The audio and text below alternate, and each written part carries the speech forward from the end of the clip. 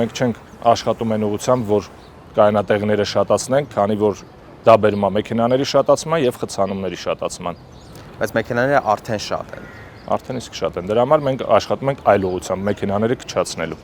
Ինչ քայլեր են ձեռնարկում դրա համար։ Տարբեր սահմանափակումներ են կիրառվում, փողոցներ են միակողմ դառնում։ Երբ մեքենաների թիվը սահմանափակվի, մարդիկ ստիպված կլինեն երթևեկել հանրային տրանսպորտով, բայց արդյոք պատրաստ է Երևանի տրանսպորտը ընդունել 100 հազարավոր վարորդների, որոնք կիջնեն իրենց մեքենաներից եւ կբարձրանան ավտոբուս։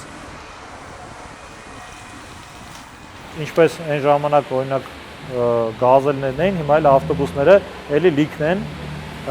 ու երբեմն կանգառներում կարաս տեսնես մարդկանց, որոնք որ ավտոբուսում չեն կարողանում տեղավորվեն, այսինքն